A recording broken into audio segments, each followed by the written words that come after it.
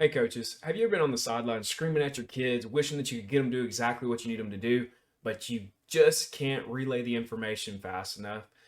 I'm pretty sure that we've all been there. So today we're going to be covering three different calls that we can use with any defense in any base and get your kids to position faster and be able to execute things that you want them to do on the field. And this is something that can apply to any defense, regardless of what type of scheme that you run. It's three simple and easy calls. Make sure that you stick around in the video to find out what they are.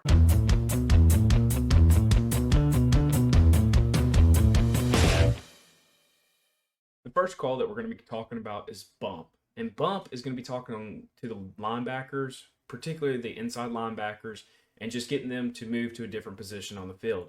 I've used this within a 4-2 system, a 4-3 system, and currently within our 3-4 system, just to kind of get linebackers on the inside of the box to adjust based off the tendencies that we see from the offense. It's a super easy call, but it allows them to be in a better path to make the play.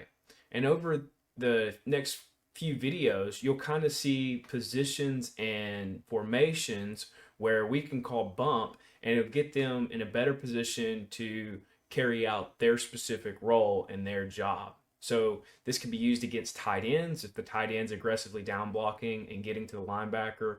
You can use him to bump towards the tight end. It can also be used to trips if you want to get him out of the box and cover better in longer yardage type situations.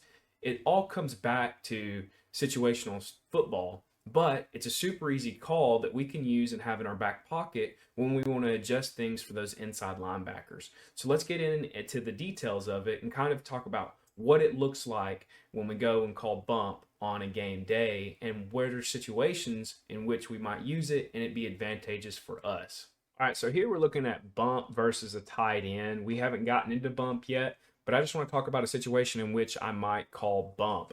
So for whatever reason, okay, say my walked up backer here is not doing a good job and this tight end is cutting off my play side linebacker. Okay, this is a common problem that we see.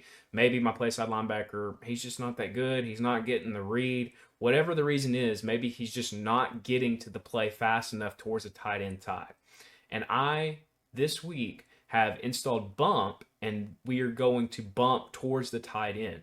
So what this does is it allows this guy, rather than being over here in his normal 30, or if you do 20s, or maybe you're in a 30-10, whatever it is, we're going to go ahead and get in a 40, okay? And so he's no longer here. He's no longer here. We've called bump now. My guy is going to get in a 40. He's going to be stacked here, okay? And then remember, this is a call. We're not going to sit there and line up in it every single down, but it's something that I can call in situations where I want to get him to the tight end fast, okay? And so if we call bump, now he's in a 40. Now this is a more aggressive angle for that tight end. It's going to be much more difficult for that tight end to get up there.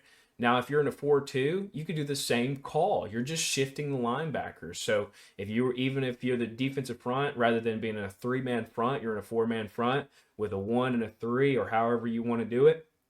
You can still shift those guys, and they're still lined up where they can play their gap that they're responsible for. All right. Now, for us, I would slant the defensive line to kind of help eliminate that A gap to the tight end side. That way, this backer that's in a 40 doesn't have to worry about his gap anymore. But you can also gap it out however you want to, and just help with that other backside backer. You could eliminate that gap, and now he's helping key that play side A gap. There's a lot of different things that you can do to go along with your bump call to give those guys an advantage to get to the play faster. But the whole reason of the bump call is, hey, we're seeing this tight end cut us off in this package. Let's go bump to the tight end. And now on the field, you can change it in an instant, and you're able to cut that play off a lot faster than just sitting in there with a 20 or a 30 linebacker, and he's just getting picked up by the tight end every single time. Quick and easy adjustment. You don't have to wait all day to do it, and it's a great way to get your play side linebacker to the tight end side able to scrape clean and make the play now.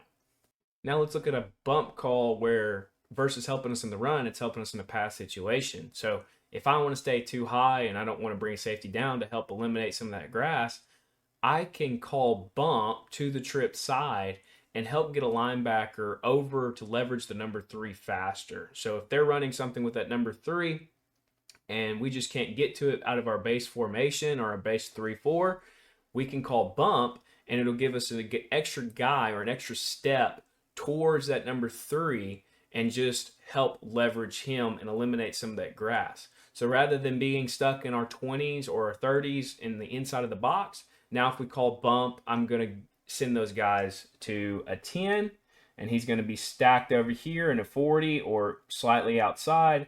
And all that does is help get him in a position to where he can leverage that number 3 faster and get there quicker if they throw something quick out there like a bubble or something like that. And it just gives you an extra guy out there. If I don't want to bring the safety down, now I don't have to, and I can get there for a quick. So it just depends on what the offense is doing, what the offensive tendency is, on whether or not I want to make that call, or if I want to leave my linebacker in the box for the run game. It's an easy way to adjust and get him to the ball faster. If you have somebody that may be a little bit slower on that play side, it's a quick and easy tag and allows him to flow. You can do this same thing out of a 4-2 look. So if I had a 4-2, if I didn't have an extra linebacker over here, if he was walked up playing defensive end, okay, you can do the same exact thing within a 4-2. A lot of times these guys will base out of that anyways. So now we have a 4-2 look and we're bumped to the trip side. But rather than just sitting in there in the box in 2 30s or a 30 and a 10, you'll go ahead and call bump, and now he's a little bit wider and he's able to leverage that number 3 faster. And it just depends on what you're trying to accomplish with that situation.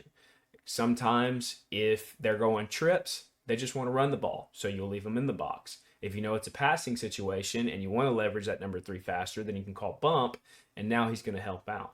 It just depends on what they're doing in the down distance and the situation.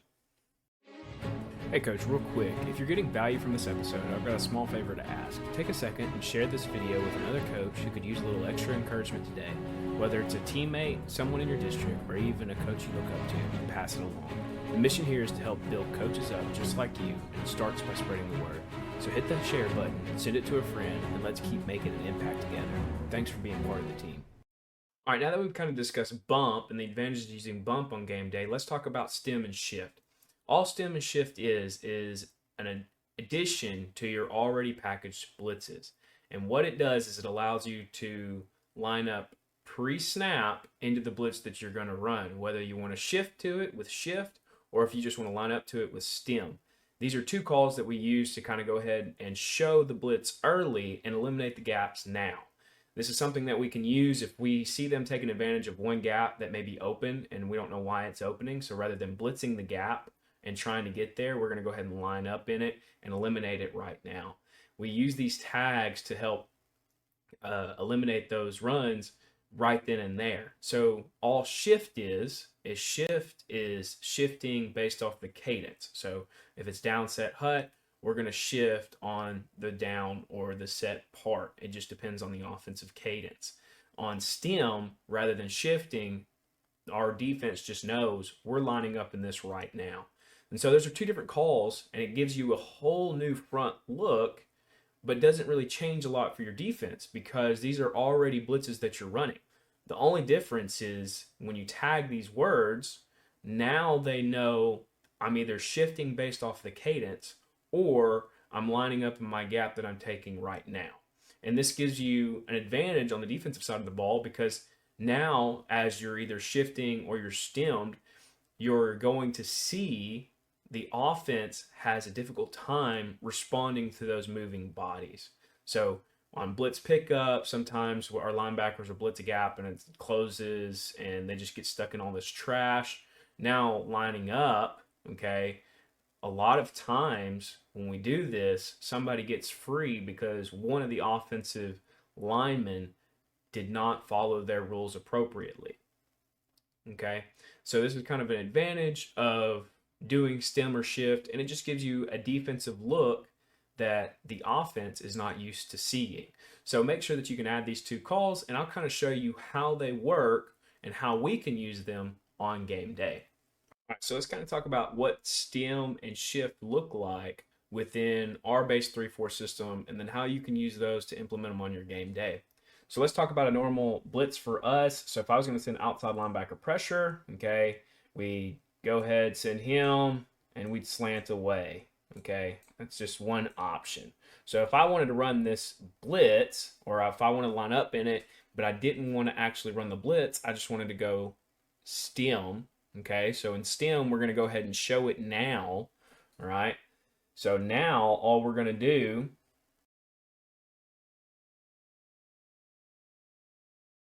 is take and walk. So on stem, okay, we're going to show it pre-snap. We're going to shift. So he's going to shift into his gap. It's going to look more like this. He's going to walk up, and our safety would probably go ahead and absorb if we were running cover 3. And then on the snap of the ball, everybody's gapping out. That is stem. Now, in shift, we end up in the same package, okay? We end up in the same package, but shift happens on cadence. Stem happens now. So stem, we're happening now. Shift happens on cadence. And if the kids get those two confused, it doesn't really matter as long as they know the blitz, which they should. We blitz a ton. So that just kind of gives you an idea of what that looks like. All right, as far as shift and stem goes with outside linebacker pressure. Now let's talk about inside linebacker pressure. So let's pretend that I wanted to run inside linebacker. I wanted to run an A-gap blitz, and we were just going to pinch. So I wanted to gap everything out. All right, I wanted to make it spill to the sideline. So we wanted to tag this blitz, okay, and we want to run stem or shift. So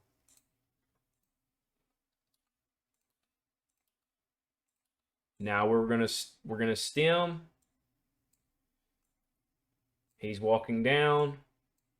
Boom. And this guy, since he's here, he doesn't have any responsibility. I normally let him suck into a 0-0 just to give him an advantage to flow either way, 0-0 or a 10. But now he knows he doesn't have any gap responsibility. These guys are going on the snap. Boom, boom, boom. We don't have to absorb middle if we don't want to. We can still roll cover 3, or we can stay too high and run some type of even coverage. It doesn't really matter on that part, but all you guys have to know is that if we tag shift or stem, the kids are just doing it based off of either the cadence, or they are doing it based off of just lining up pre-snap and going. Next, we're going to be talking a little bit about how we can do it out of a 4-2. All right, so let's right here is a 4-2 box. Pretend our nickel's to the field, so this guy's over here to the field, and we're playing too high, okay? This is a pretty traditional package for a 4-2. You guys can play a lot of games depending on whether or not you want to send a safety or an inside linebacker. Let's say we were going to just keep it real simple. We're going to start with the inside linebacker. We're going to have a bullets call. So these guys are going here, boom, boom. And these guys are just gapping out, so they don't really change anything. On the play side, we tag stem. So with stem, we're going to go ahead and line up. And all they have to do is know that he shows, I'm probably going to slide over a little bit on my gap. I'm going to slide over a little bit on my gap. Again, if you want, on a stem call, you could have him kind of suck in to replace. I just say, now you're still keying your gap. You're still responsible for your gap, but your friend's gone. Be prepared to go make a play on his side too. Because a lot of times, if these guys do a good job spilling it, then he'll have to come over the way over here. You know, if he cracks here, whatever it may be. You still have this guy. If you want to roll down and replace him, you can. It just depends on what you want to do within your base coverage. But these guys are lining up and going versus waiting on the snap to do the blitz. It's a super easy way to kind of get guys there fast and eliminate the gap quickly, okay? Because if an offense is tempoing you and you're not getting to the blitz fast enough, like you keep calling blitz, but B gap consistently gets closed down by a down block, and for some reason we're just not scraping clean. Now, by adding the person into the gap and showing it pre-snap, you're not trying to hide it or anything like that. You're showing it pre-snap and you're running and going. now it kind of makes it more difficult to execute the play. And now if I wanted to send outside pressure with the nickel, okay, same thing. Okay, so you call some type of nickel blitz.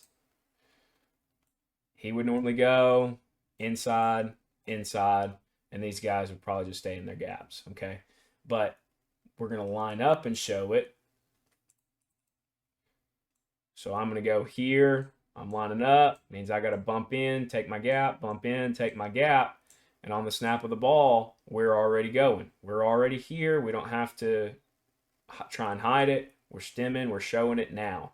And you can do the same thing with shift. So rather than waiting or rather than showing immediately, you can shift to it. So that's a cadence. They say down, boom, everybody shifts.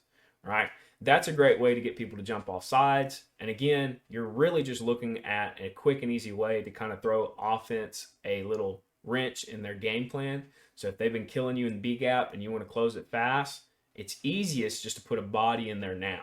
And you can do that by shifting and stimming versus trying to blitz into it or wait for the play to develop. If you get in there pre-snap and you just tell that kid to anchor the gap, then you've eliminated it, and now you got outside pressure coming now.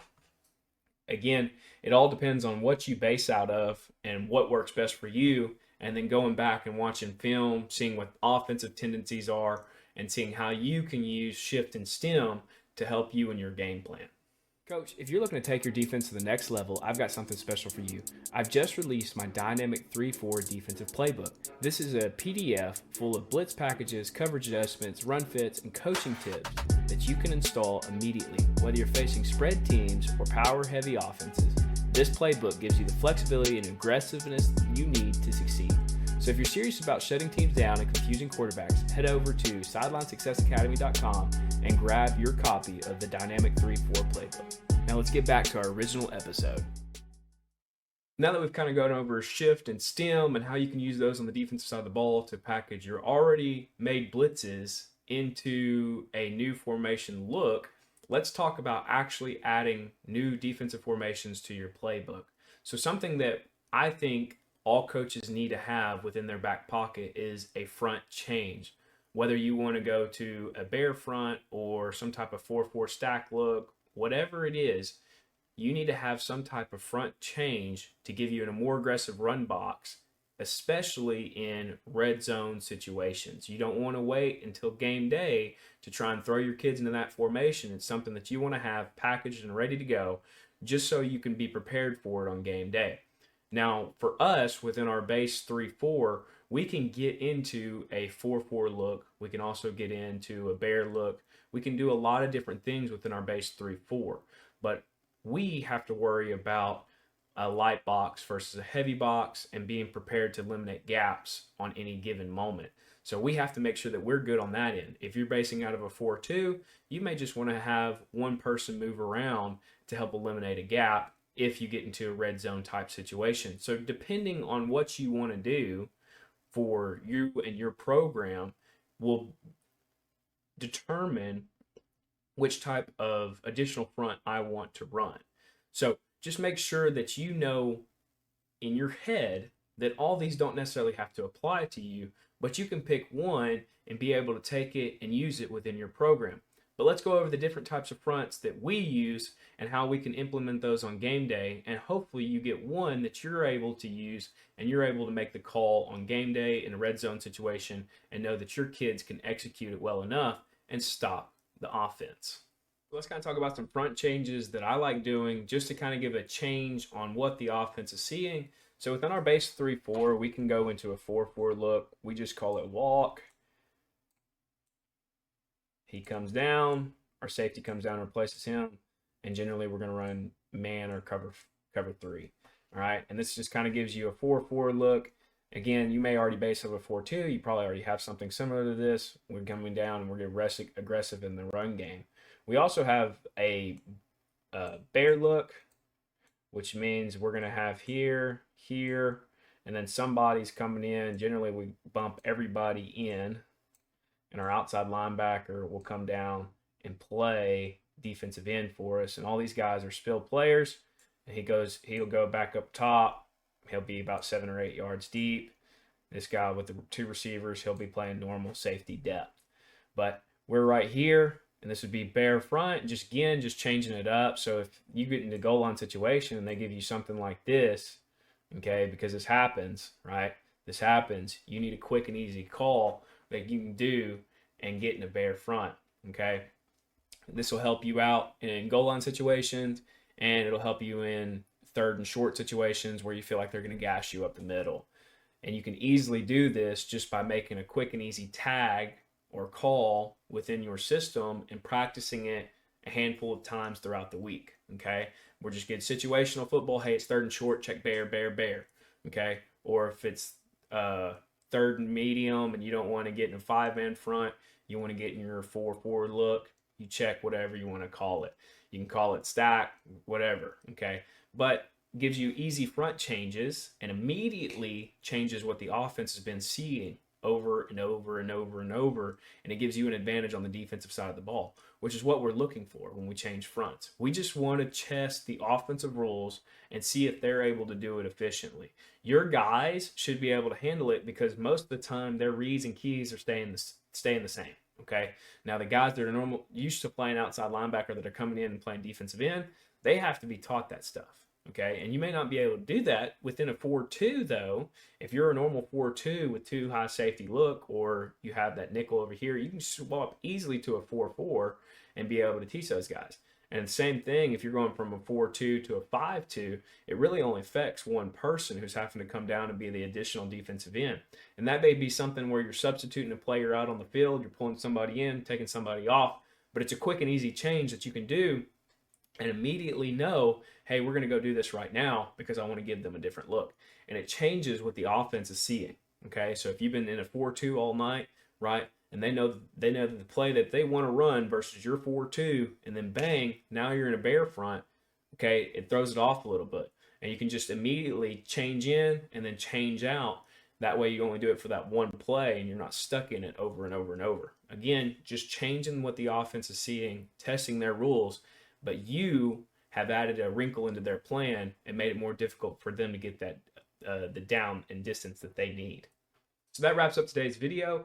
Those are 3 easy calls and adjustments that you can make as a coach to help get your kids to the play faster. 2 of them are using things that you probably already have within your program that aren't changing a whole lot. Bump is easily moving the linebackers over to wherever you think they need to be. The stim and shift are built already into blitzes that you have. You're simply just showing them pre-snap. Now the last one may require some thinking and tweaking for you and your program, determining which type of front that I want to use. But this is something that is super beneficial when it comes to crucial downs like third and short, or if you're in the red zone and you need to stop with a bigger package. This is something that you need to start thinking about right now so that you can begin implementing within your program to win that down in the future. Thank you guys so much for joining us and watching this video. Catch us next time on the podcast.